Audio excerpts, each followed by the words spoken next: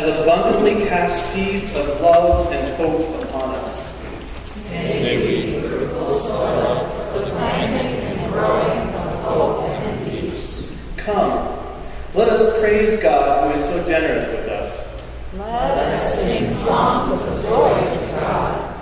Hallelujah! Hallelujah!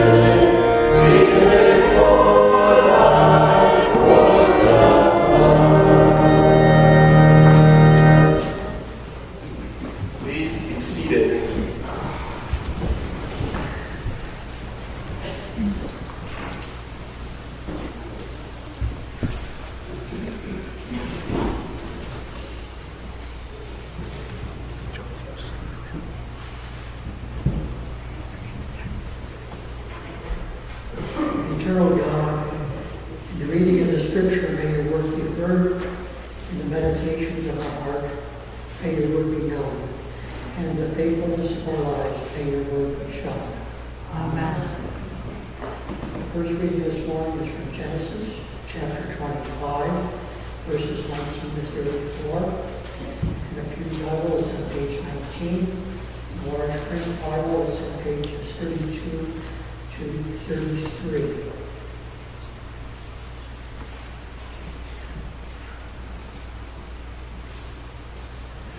These are the descendants of Isaac, Abraham's son. Abraham was father of Isaac, and Isaac was 40 years old when he married Rebekah, daughter of Bethuel of the Aramean of Padanaram, sister of Laban of the Aramean. Isaac prayed to the Lord for his wife because she was barren. And the Lord granted his prayer, and his wife Rebekah conceived. The children struggled together with her, and she said, "If it is to be this way, why do I live?" So she went to inquire of the Lord, and the Lord said to her, "Two nations are in your womb, and two peoples born of you shall be divided. The one shall be stronger than the other, the elder shall serve the younger." When her time came to give birth was at hand, there were twins in her womb. The first came out red, all his body like a hairy mantle, so they named him Esau. Afterwards his brother came out, with his hand gripped to Esau's heel, so that he was named Jacob. Isaac was 60 years old when she bore him. When the boys grew up, Esau was a skillful hunter, a man of the field, while Jacob was a quiet man living in tents. Isaac loved Esau because he was fond of pain, but Rebekah was Jacob. Once when Jacob was cooking a stew, Esau came in from the field and he was famished.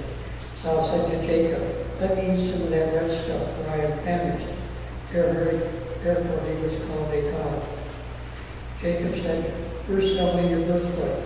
Esau said, "I'm about to die, but of what use is a birthright to me?"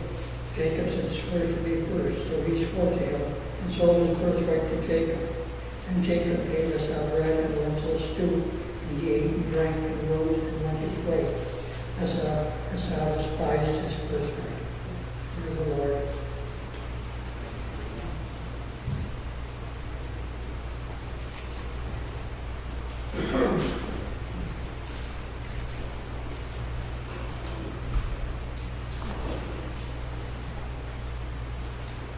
The second reading is from Romans, chapter 8, verses 1 through 11.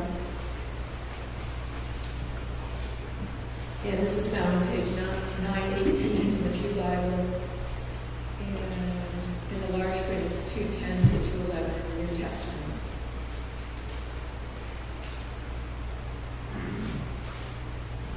There is therefore now no condemnation for those who are in Christ Jesus. For the law of the Spirit of life in Christ Jesus has set you free from the law of sin and of death.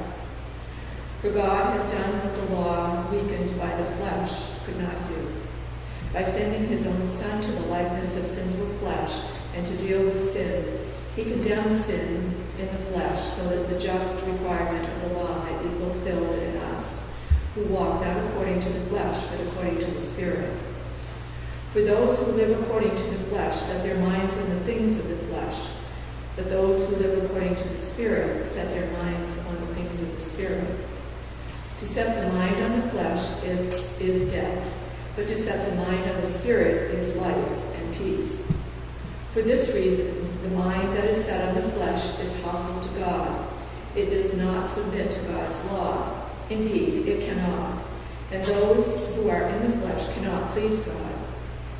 But you are not in the flesh, you are in the Spirit, since the Spirit of God dwells in you. Anyone who does not have the Spirit of Christ does not belong to him. But if Christ is in you, though the body is dead because of sin, the Spirit is life because of righteousness. If the Spirit of him who raised Jesus from the dead dwells in you, he who raised Christ from the dead will give life to your mortal bodies, also through his Spirit that dwells in you. Word of God and people of God. Thank you.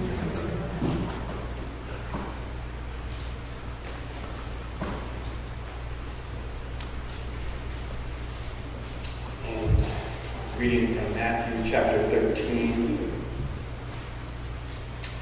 verses 1 to 9 and 18 to 23, the parable of the sower. This is on page 794 in the Pew Bible, and pages 22 and 23 in the New Testament of the large print. That same day, Jesus went out of the house and sat beside the sea. Such great crowds gathered around him that he got into a boat and sat there, while the whole crowd stood on the beach. And he told them many things in parables, saying, "Listen, a sower went out to sow. And as he sowed, some seeds fell on the path, and the birds came and ate them up. Other seeds fell on rocky ground, where they did not have much soil, and they sprang up quickly, since they had no depth of soil.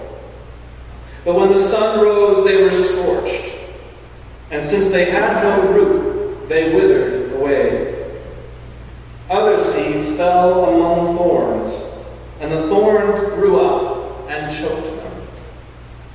Other seeds fell on good soil, and brought forth grain, some 100-fold, some 60, some 30. Let anyone with ears listen. Hear then the parable of the sower.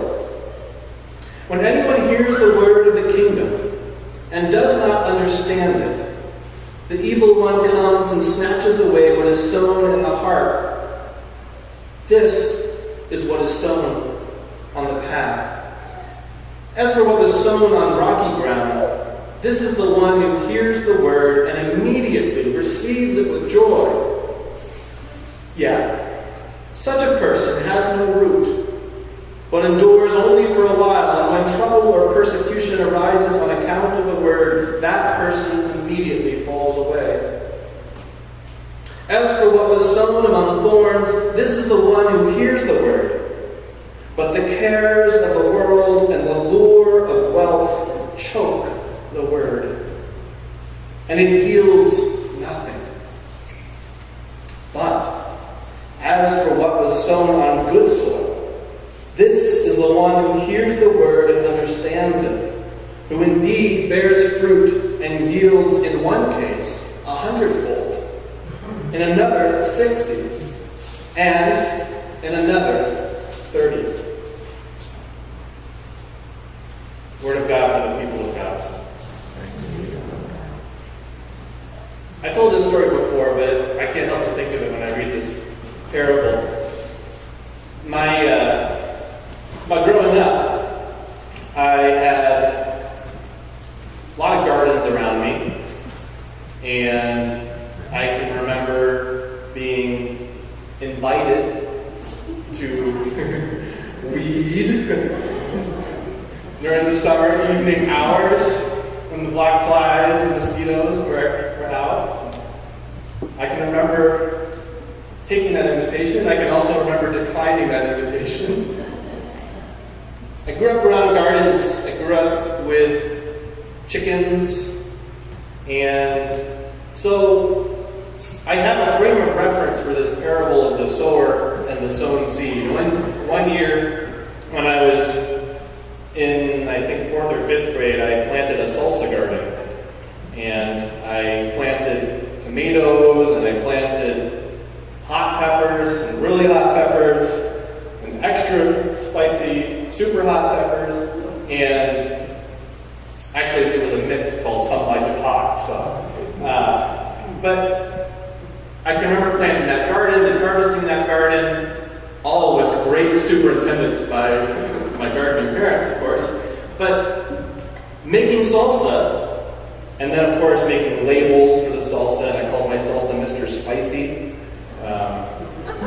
And I made labels on our little Macintosh. And Well, when I went out to college, I had gotten to the point where I was glad to be in a nice, contained, air-conditioned, independent life where I wasn't having to worry about all that outside work. I could just be with the books and friends and this sort of thing. But I got to where I really wanted to do this again. I wanted to get back out into the soil. I wanted to get out and I got an apartment, well, actually a house I rented with some friends, and we asked our landlord, could we break up some of this ground and have a garden? And he's like, that's fine, yeah, just make sure you put it back, when you're done, don't alter it too much. All right, that's great. So I decided, and actually I was in conversation with Rochelle at the time, and we decided that it would be a project that we'd like to do together to make a garden in my backyard. And to make the long story short, I had this zeal, like the seed in rocky ground. I had this zeal for this garden and wanted to really make it. And I had this book that I got from my parents, Steve Solomon's Gardening When It Counts, and I was going to implement this advice about gardening. And although I didn't really read the book, but Rochelle read the book, and I was like planting the garden. And I was like, oh, we got to plant this, because I remember planting this, and we got to plant this, and I remember planting that up in New Hampshire. Well, the problem is I'm in South Carolina, and the soil in South Carolina and the climate conditions in South Carolina are very different than New Hampshire. And so I found that I was planting seeds in the wrong kind of soil. And my lettuce did not do well at all. The spinach didn't do well at all. The one thing that did really well for a time was the beans. And then they too got really hard, and the tomatoes even, it was hard to keep that soil watered. It was really sandy South Carolina soil, and it didn't keep water very well. It really matters the kind of soil that you plant your seeds. Soils that are sandy require a certain kind of seed, or are hospitable to certain kinds of seed, and you see that in South Carolina. There are lots of pines. It depends on the soil. That's acidic soil or basic soil. Different kinds of plants will like different conditions. And the South Carolina sun just did not do well with my lettuce. I should say that the other way around. My lettuce did not do well with the South Carolina sun.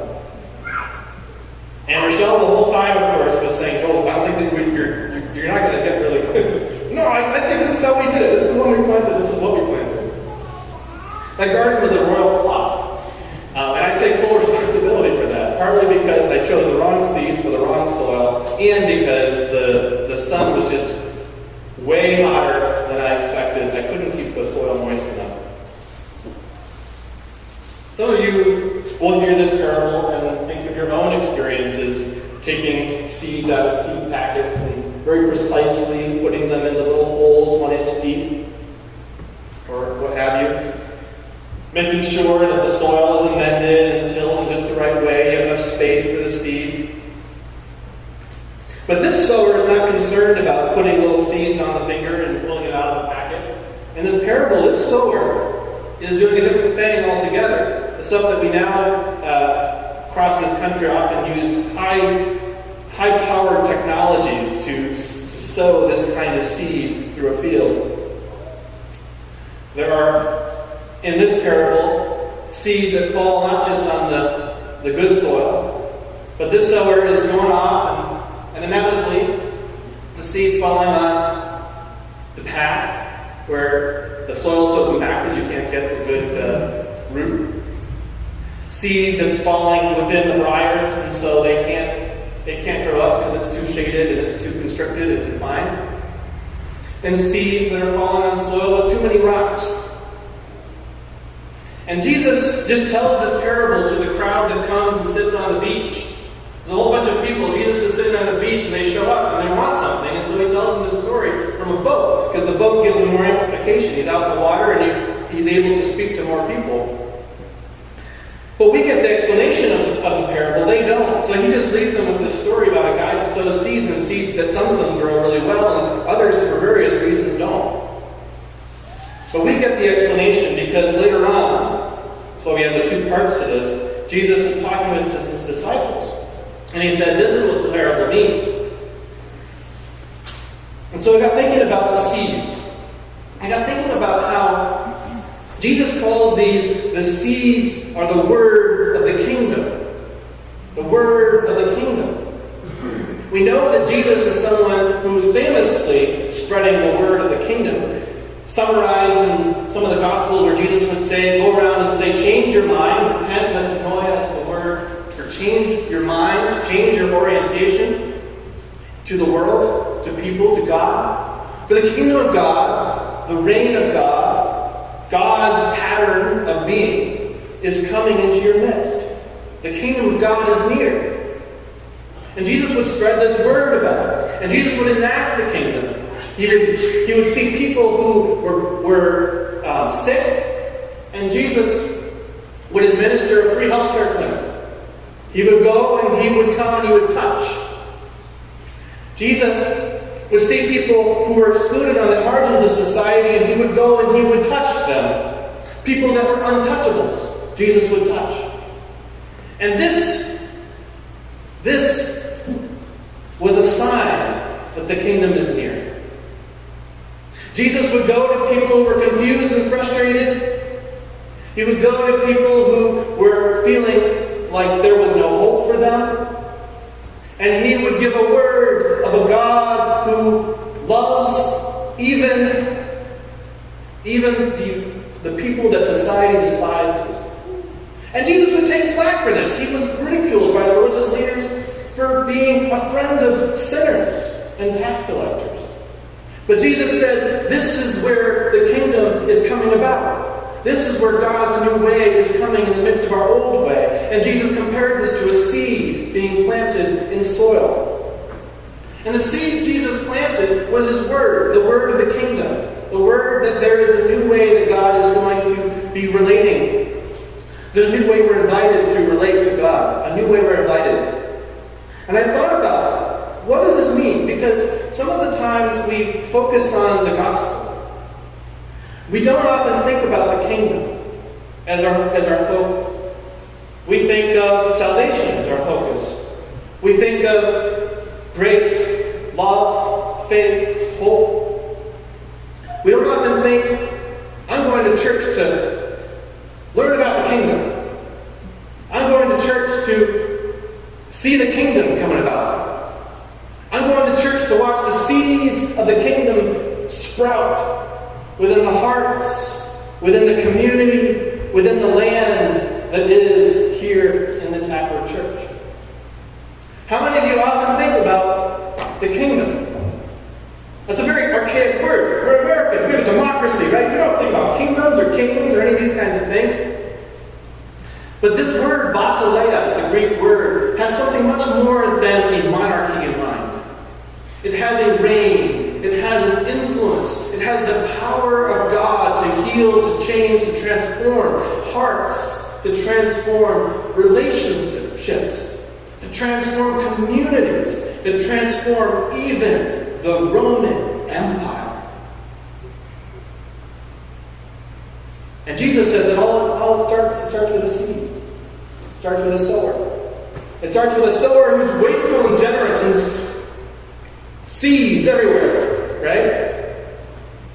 We're like, you need better technology, or you need to be a little bit more deliberate, plan your garden a little bit better. But this sower in the parable, he's generous and wasteful. Because some of the seed is falling on ground that just won't sprout. Have you ever been around that won't sprout? I've been around that won't sprout. I've been the path. I've heard the word of the kingdom, and I've been too afraid. What's the word of the kingdom I've heard? I can remember hearing a word of challenge in my classes, and being like, is that really true? I might just not Hearing someone teach me a new thing and be like, oh, I don't know, that doesn't seem right. I've been hard ground for the teachings of the kingdom. I've been hard ground for the word of the kingdom. And I've struggled. And sometimes I've been rocky ground. And sometimes I've been thorny ground. And sometimes I've been all three of those within the course of one day. Because the word of the kingdom is a powerful word. The word of the kingdom calls us to influence, reign, and power of God that sees all human beings created in the image and likeness of their Creator. All human beings as having inherent worth. All human beings as called together into a beloved community where each can realize their belovedness in the mind and heart of their Creator. Where each can become sowers of seeds of faith and hope and love.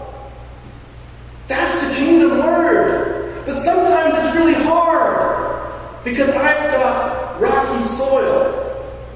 I've got fears and inhibitions. I worry about what people will think if I start acting crazy or saying things that are uncomfortable. Do you ever worry about what people will think?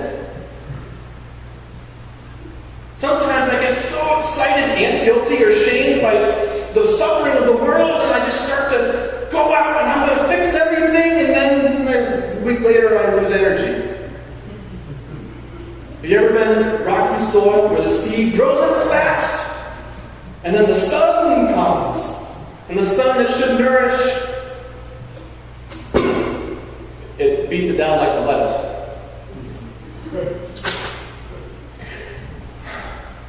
And I've been that thorny ground. That thorny ground. Where I'm so comfortable. Do I really need to worry about that? Do I really need to look over there and consider that person's welfare? I think about a story. I've been reading this book by the Reverend Dr. William Barber, and he tells a story about his own journey into working on behalf of people and trying to bring people together for the common good. And he tells a story one day when he's in the hospital with his daughter, who was a small child and was suffering from encephalopathy. And he went to the hospital with his child. And he was overwhelmed by the suffering of his child. And he was overwhelmed by the suffering of him and his spouse. And they were worried, and they were, like so many of you have been, in the hospital, late, tapping their feet, trying to distract themselves or get some sleep, some naps once in a while. You've been there. When he looked over and he saw another child on a gurney, getting ready to go in for surgery. And he thought, that child is suffering too, just like my little girl. That child's parents suffering too, just like me and my wife. And even though he was in the midst of his own storm, he walked over and he laid his hand on the child and he prayed for that child going into surgery. And he tells that story as a time of transformation for him. You see, sometimes the word of the kingdom doesn't just come, and often doesn't come from a sermon, from a teacher. It comes from the experience of Christ in another person. It comes from the experience of Christ in the person who needs food. It comes from the experience of Christ in the form of someone who needs health care. It comes in the form of someone who is without a home and needs a place to stay. Sometimes the word of the kingdom confronts us in the man on the street asking for a job or even asking for a handout. And we're confronted with a crisis. What do we do? How do we discern what to do? I remember when I was in high school, I heard a word of the kingdom in the Bible, and it said that if someone asked you for their cloak for your cloak, give them your tunic also. And so someone asked me for $1 of my lunch money. And I gave them 5. And then I went to my mom, who was down the hall, and I said, I need some lunch money.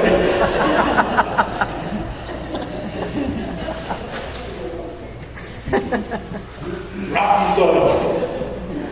The sun of my lunch hunger came, and it withered my ambitions to perfectly fulfill the kingdom mandate of loving my neighbor.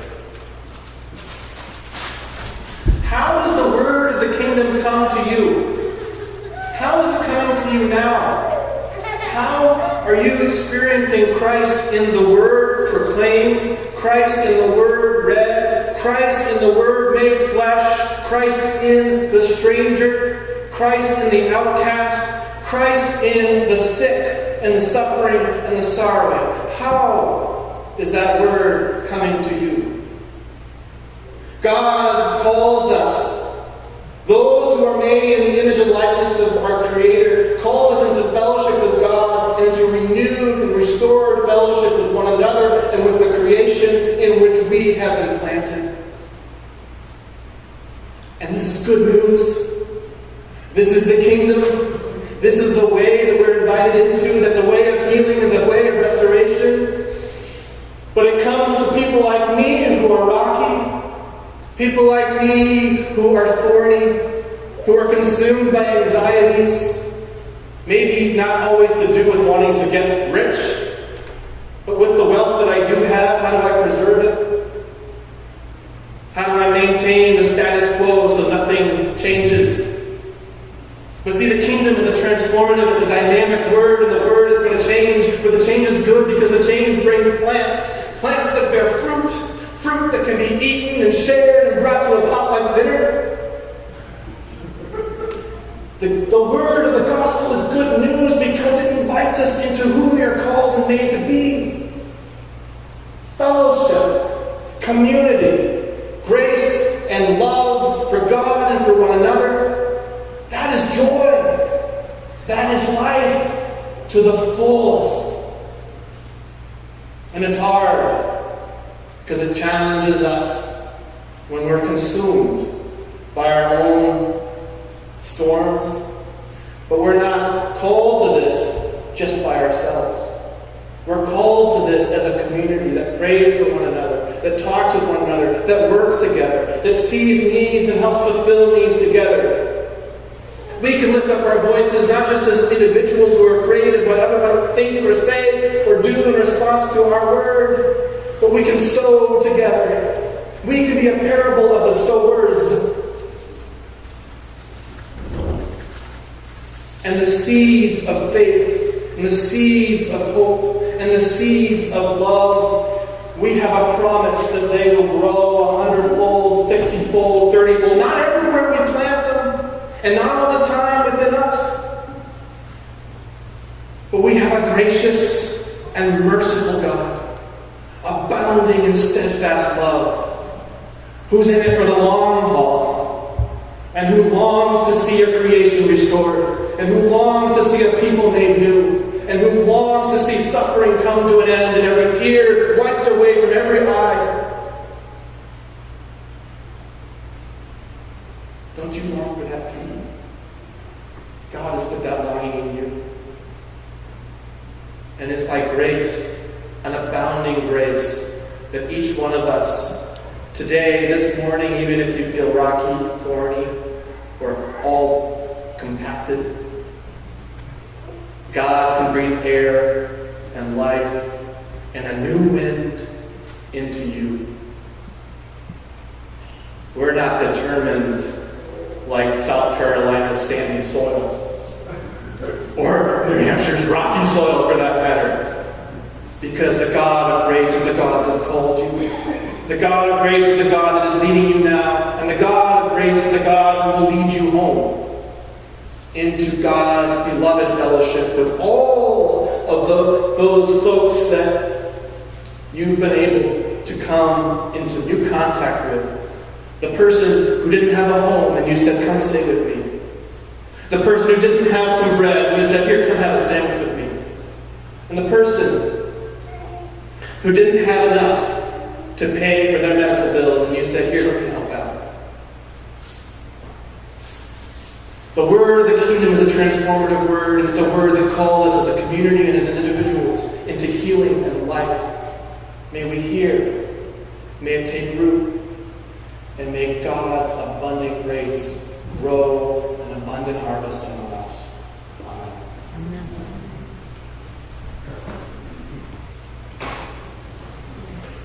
Speaking of grace, let's sing together Amazing Grace, number 140 in the church service.